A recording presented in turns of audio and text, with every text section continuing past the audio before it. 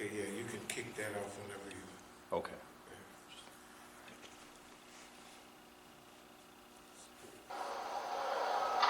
Dear brothers and sisters, Assalamu alaikum wa rahmatullahi wa barakatuh.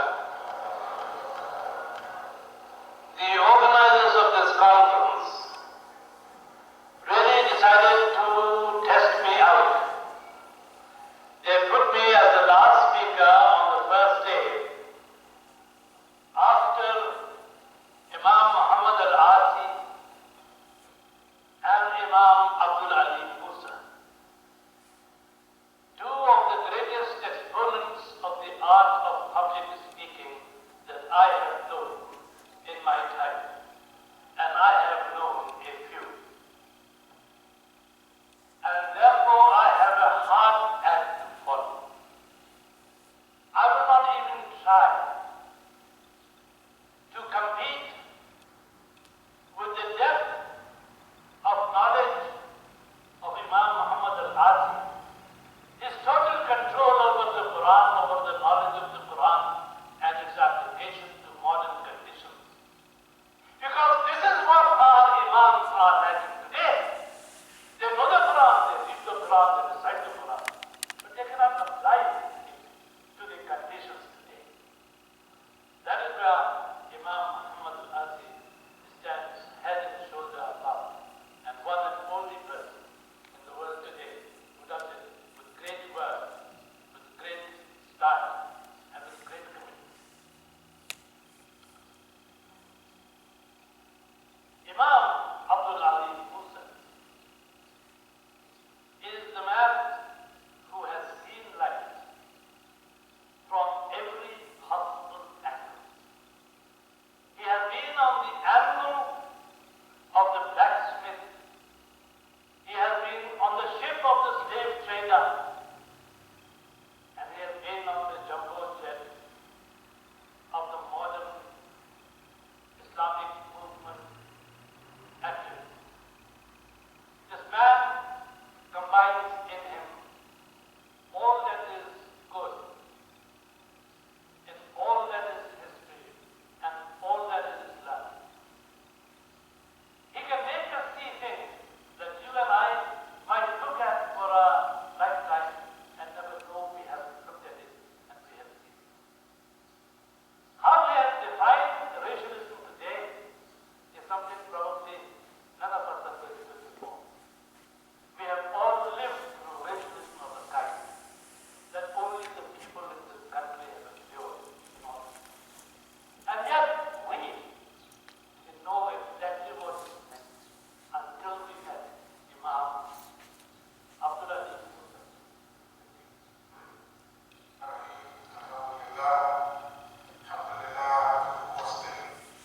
Okay, listen. Okay, Bismillah ar-Rahman ar-Rahim. Alhamdulillah.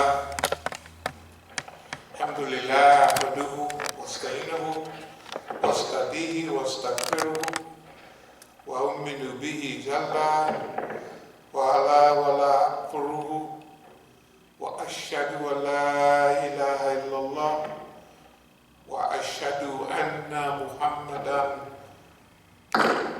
abduhu wa rasuluhu. As-salatu bil-huda wa din al-haq liyudhhirahu ala din kullihi walau karihal mushrikun. Alhamdulillah, we'll begin by the title of the program today, speak a word to the right or to the straight. Ya Bismillah ar-Rahman ar-Rahim. Ya ayyuha alladhina amanu wattaqullaha wa qawlu qawlan sadidan. O you who believe, fear Allah and always say a word directed to the right, that He may make your conduct whole and sound and forgive you your sins. He that obeys Allah and His Messenger has already attained the highest achievement. So this ayat, I'd like to just read one of the little footnotes. We must not only speak the truth, as far as we know it, but we must always try to hit the right point. We must not speak unreasonably or unseasonably.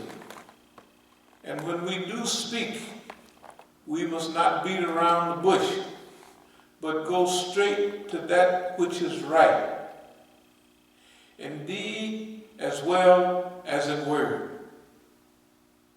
Then Allah will make our conduct right and cure any defects that there may be in our knowledge and character.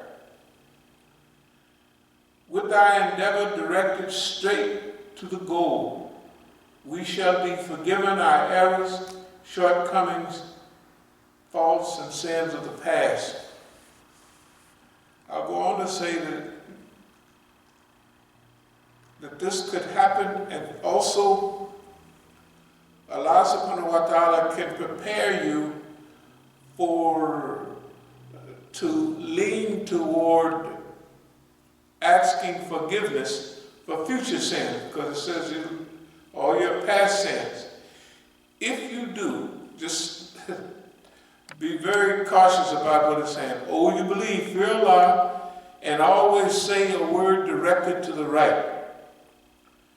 That means there'll come some times when you may have exhausted all the remedies of pleasant talk and behavioral reformation, and you've been as skillful as you can with trying to help yourself and others improve. But in this one, it's saying now, don't beat around the bush. Go straight to the point right now. This is a serious time. This is a special time. And don't worry if you make some mistake. Said, if you do this right, that He may make your conduct whole and sound. Now don't worry about making mistakes in this, and don't worry about being perfect. Or don't even worry about saying the whole thing in a super special way. This time, just go to the point, right? And if you do that, now especially this time, Allah will make our behavior better. Allah will protect us, says, will make your conduct whole and sound and forgive you your sins. That if you make a few mistakes in your presentation, Allah gonna forgive you. You hope everybody else will, but Allah definitely says, He will forgive you your sins.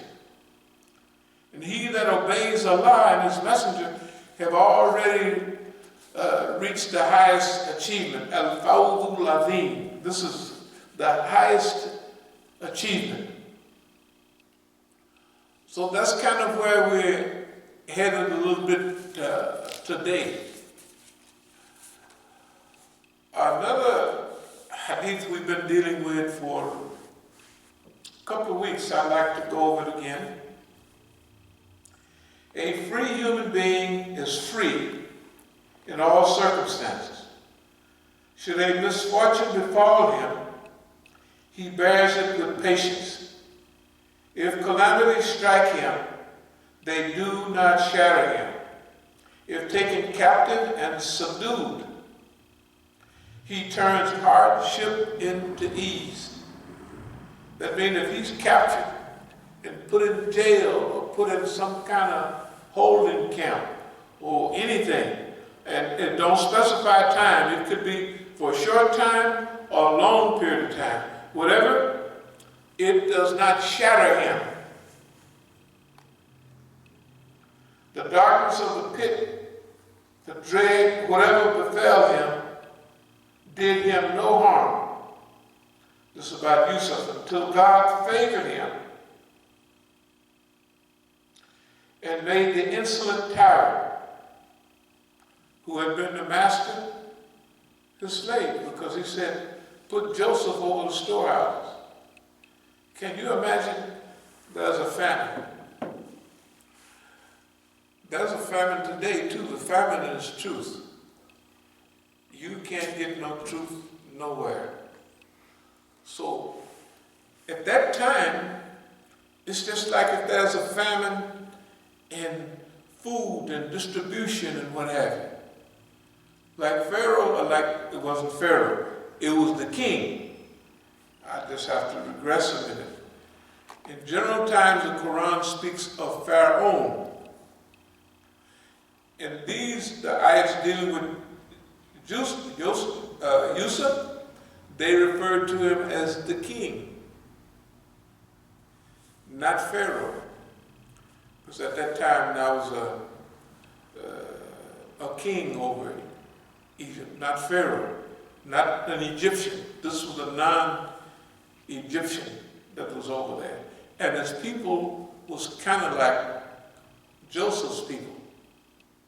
Yeah, it was kind of like, it's a long story about later on it was the Egyptian rebellion, and they threw out that king and all those people after 400 years. Then this is when Moses comes in and he has to take the people out. But anyway, so it refers to the king. Let me get back to the point. فَإِنَّا مَعَ الْعُسْرِ يُسْرًا إِنَّا مَعَ الْعُسْرِ يُسْرًا. After hardship come ease. We have a period now where getting or finding the truth is rare. Even those people that are in possession of the truth, for instance, the Muslims. We've all read the Quran, and our understanding of it probably goes at different levels. But one thing we know, what we found in the Quran, we don't find in the Muslim leaders today. They're not doing it. They're not saying it. Right? So it's a famine. So when it's a famine, Allah may put over in charge of the storehouses somebody that will distribute the truth in the right way, because it's not being distributed. So it's a famine, not a food, but a famine in the heart, a famine in the truth. So therefore, that's what we're going to try to do. We're going to try to distribute the truth as we understand it. And then the Quran says, فَقَاتِلْ فِي سَبِيلِ اللَّهِ لَا تَكَلَّفُوا إِلَى نَفْسِكَ وَحَرِيدِ الْمُؤْمِنُونَ.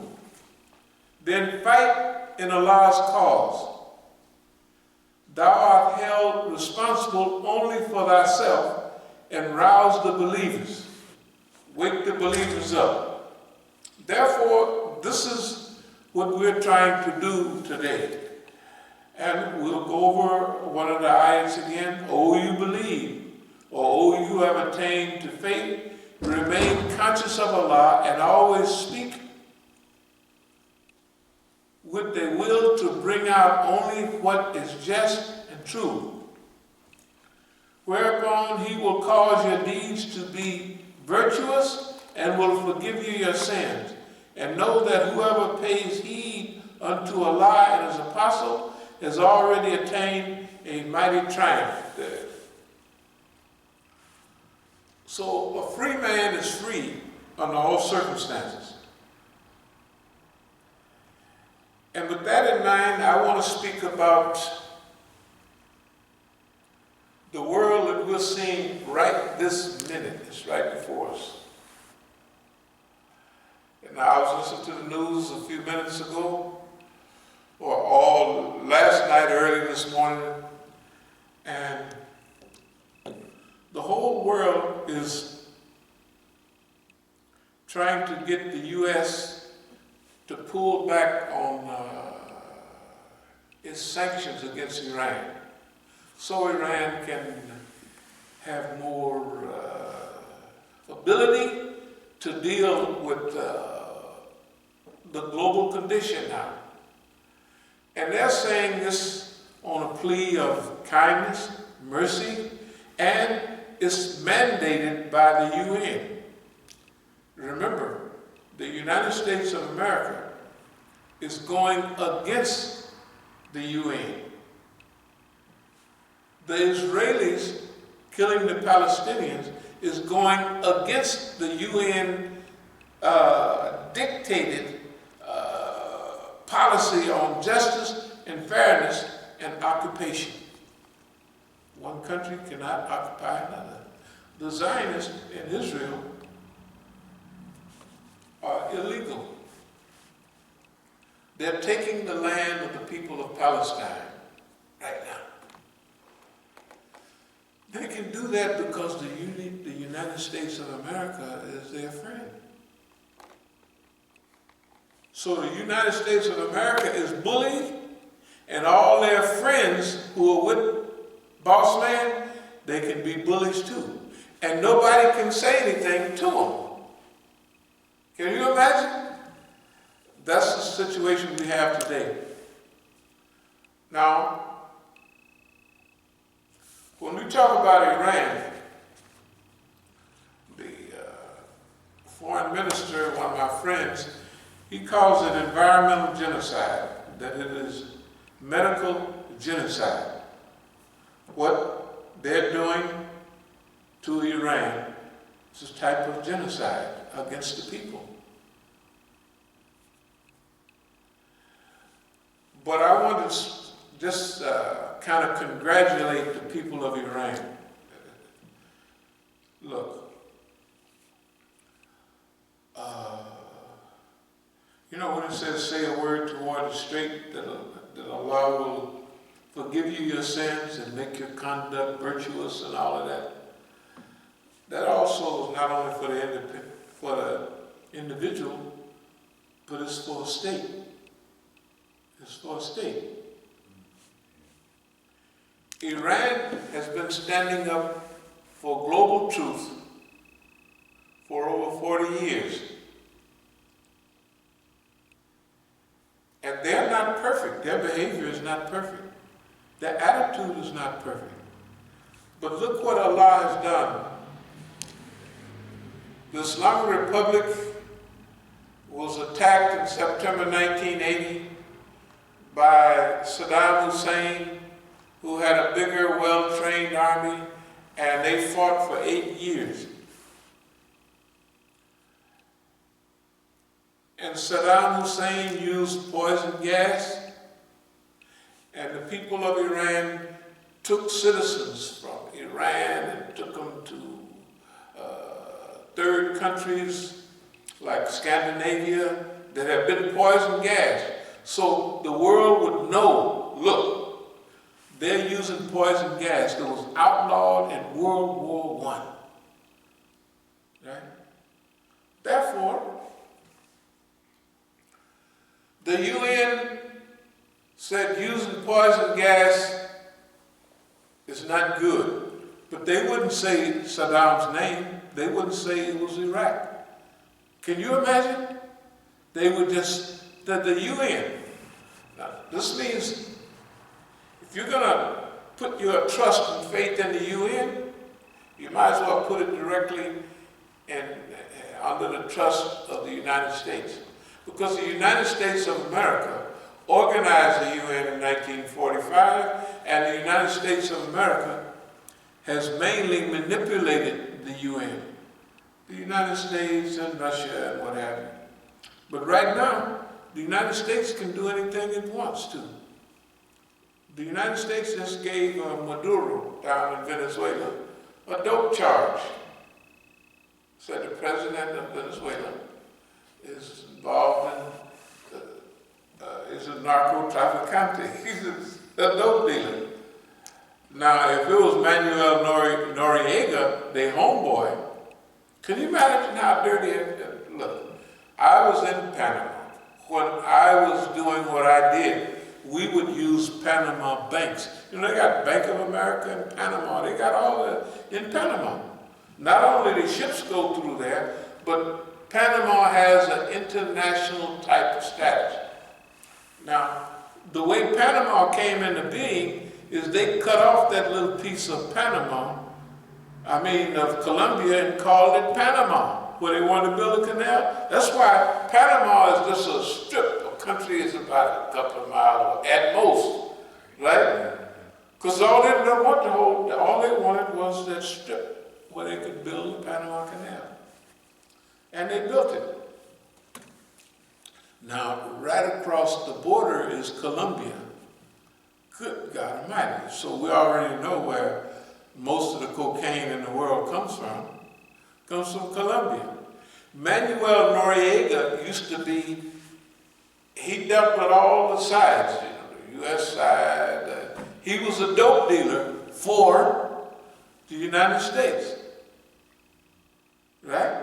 Then he got too big, he got out of line, talking that trash, and they invaded Panama in 1991 or 2. They invaded Panama, took Noriega and put him in jail for dope dealing. They didn't put themselves in jail, they put Noriega in jail. Saddam Hussein fought the Iranians for 8 years for America. Saudi Arabia gave them billions of dollars. Kuwait gave them billions of dollars, right? They had Egyptian pilots, Egyptian technicians, Jordanian regulars, Sudanese mercenaries, French Exocet missiles, Chieftain tanks from the so-called Great Britain, Russian T-72 tanks, T-54 tanks. They had all of those arrayed against Iran. Can you imagine? Now, that was back then. They had to fight the whole world by themselves. And all they was doing was telling the truth. And they got rid of the Shah.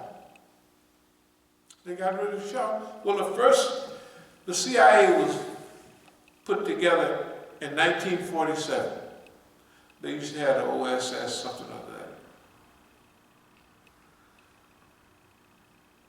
The Nazis is the ones that helped them put over, the conquered Nazis, the Germans.